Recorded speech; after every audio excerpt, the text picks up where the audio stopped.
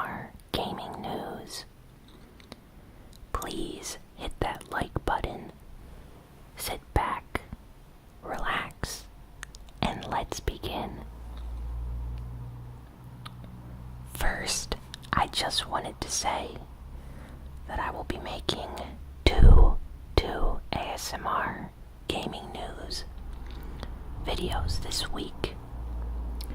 The next one will be entirely focused on the Nintendo Switch, since it has a lot of information that was released this week, and I just feel like it would be best to release all that stuff in just one large video. So, let's move on to this week's ASMR gaming news. First piece of news this week is that the highly anticipated Xbox One exclusive Scalebound has been canceled. The decision was made by Microsoft as they terminated their contract with Platinum Games. Hideki Kamiya, the game's director, took to Twitter to voice his disappointment about the game's cancellation.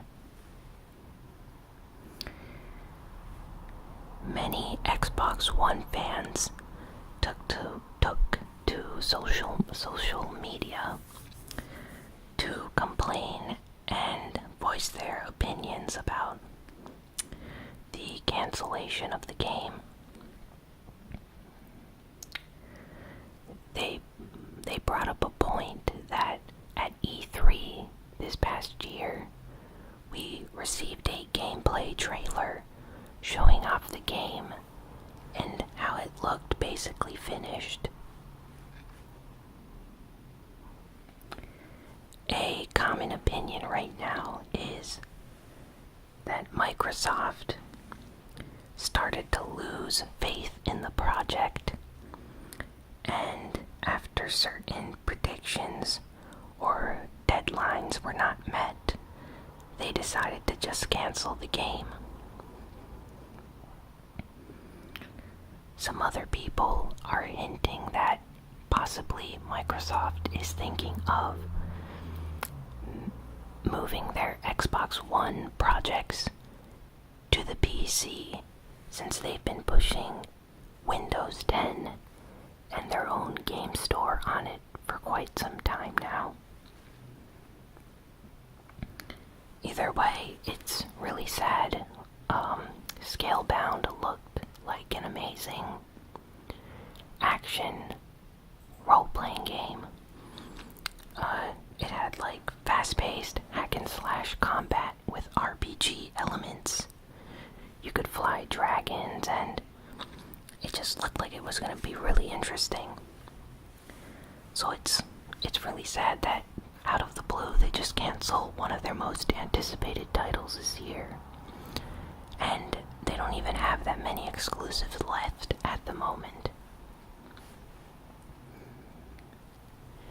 In happier news, Rocket League has reached over 1 billion matches online.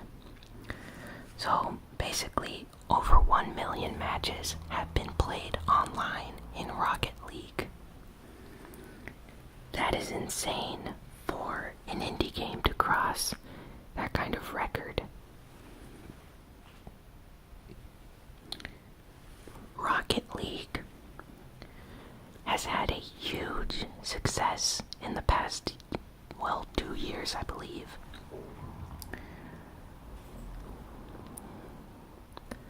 People are playing matches every single day, and the popularity just keeps on going. It doesn't seem like it's gonna stop anytime soon.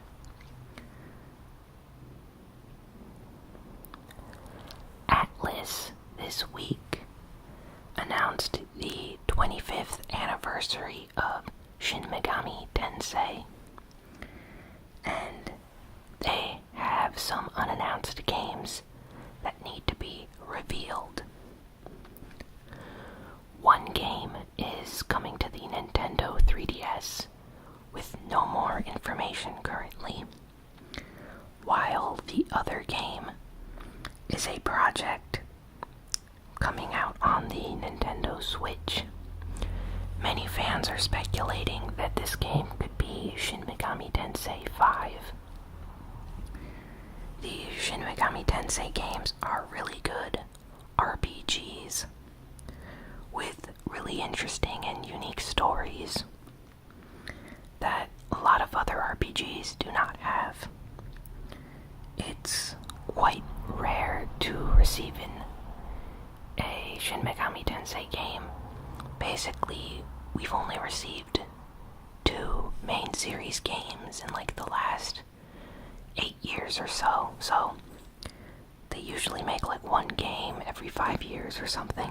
So this is really a special occasion, this anniversary. Hopefully they have more plans in store. Lego City Undercover was previously rumored to come out, and it's been announced, and we have received a new trailer for this game. This is a port, or an upgraded port, of the Wii U game, but it's coming to PlayStation 4, Xbox One, PC, and Nintendo Switch. Lego City Undercover is basically a GTA, Grand Theft Auto game set in the Lego world. Like, it's that style of open world sandbox game, and it's a lot of fun. Definitely go check out the trailer if you are interested in Lego games and you like open world sandbox games similar to that of GTA.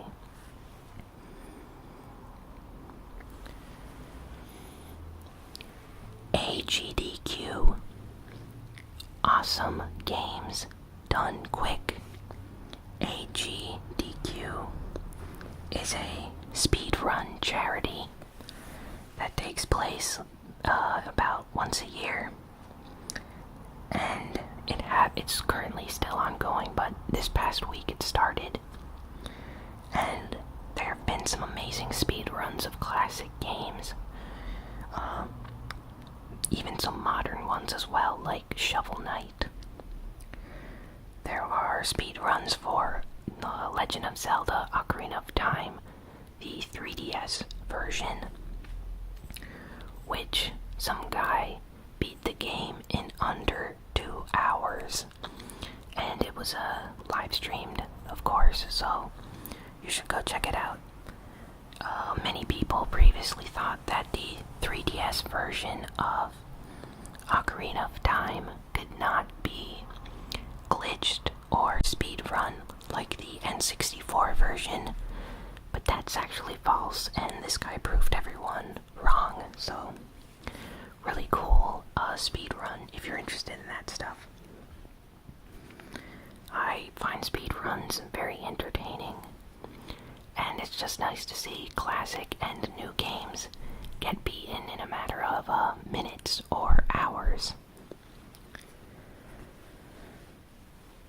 Polygon, the game's news site, interviewed Square Enix employees this week for a Final Fantasy VII story. Basically, it was revealed that Nintendo, back in the 90s, when Square was thinking of porting or taking their Final Fantasy VII project from the Nintendo 64 and taking it to the PlayStation 1, because the Nintendo 64 cartridges were too small to hold all the game information from Final Fantasy VII. So this new interview shed some light on what happened behind the scenes. Apparently,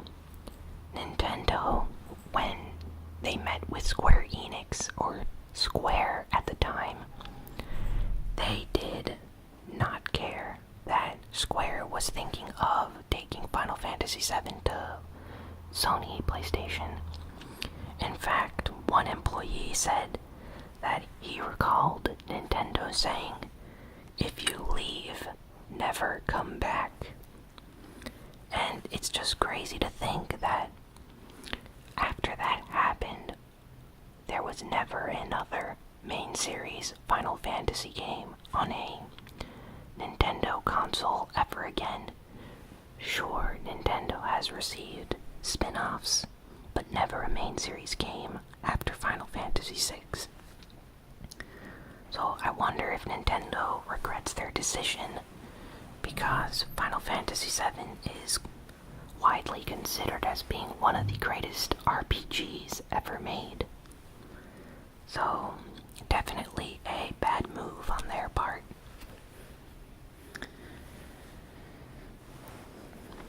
PlayStation 4 is now the world's best-selling console for 2 years.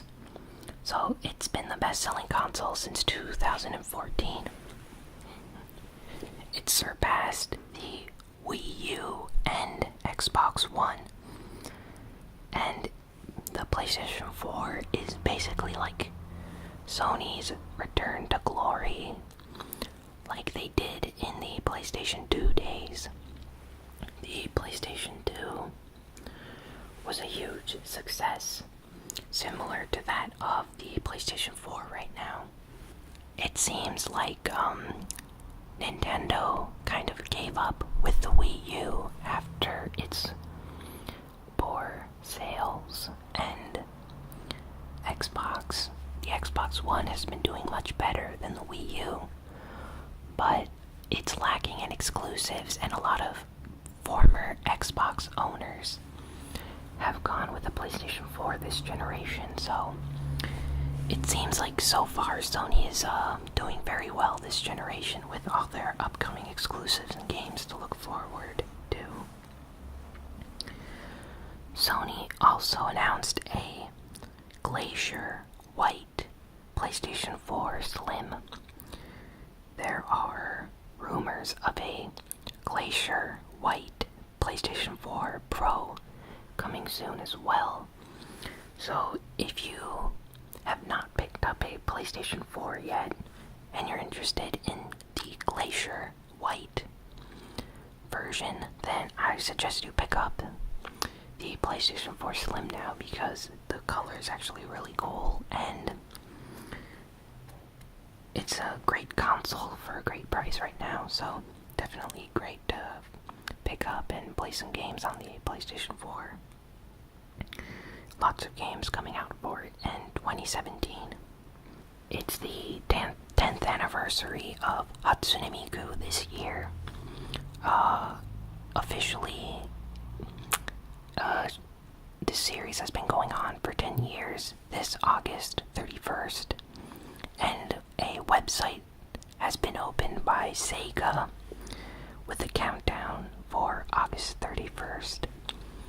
Many fans are speculating that it's going to be a new game announcement, and it's really amazing to see Hatsune Miku just consistently grow in popularity over the years. It's been 10 years, but yeah, great rhythm games, and she's been featured in a lot of things. She's been on David Letterman. She's been in TV commercials with her music playing in the background for like a Jean-Claude Van Damme commercial or a Jason Statham commercial. She's also been in like cell phone ads for Samsung and LG. She's been in concerts, like she's opened concerts for Lady Gaga. So, and of course the rhythm games, the Hatsune Miku rhythm games on the PSP, PlayStation Vita, PS3, PS4, and arcades are just amazing. Really entertaining games. And yeah, it's nice that it's the 10th anniversary. If you've never played a Hatsune Miku game, there's actually a demo out right now for the PlayStation 4 with 2 tracks that you can try out, and I highly suggest you just download and check the game out. basically like a mixture between Parappa the Rapper, you know, that old PlayStation 1 game, and games like maybe Beatmania or the DJ Maxx games, if any of you are familiar with that style of game, similar to Taiko Drum Master, where you have to hit notes really fast in succession to the beat and stuff. And lastly, a hidden message was discovered in the Japanese NES Classic Mini, which is called the Famicom Classic Mini in Japan. Basically, there's a hidden message in the code that the game developers of the Famicom Mini placed inside of it. So in the code of the actual console, hidden, there's this message that reads, "This is the Hanafuda Captain. Launching emulation 321. Many efforts and tears and countless hours have been put into this jewel. So please keep this place tidied up and don't break everything. Cheers, the Hanafuda Captain." This is, of course, a reference to Nintendo's past with their Hanafuda cards from over 100 years ago in Japan. Nintendo used to sell cards and was known for selling card games. So this is like a really nice Easter egg for them to include in their console. A little nod the developers threw in for, I guess, people to eventually discover. Really cool. Well, that is all for this week. Be sure to check out my Nintendo Switch video coming tomorrow or the day after tomorrow. I'm not sure. And yeah, be sure to like, comment, share, subscribe, all that good stuff. Check out some other videos on my channel. Tell me what you thought of this episode in the comments, and I'll be seeing you all next week for the next video. Hope to see you soon. So long.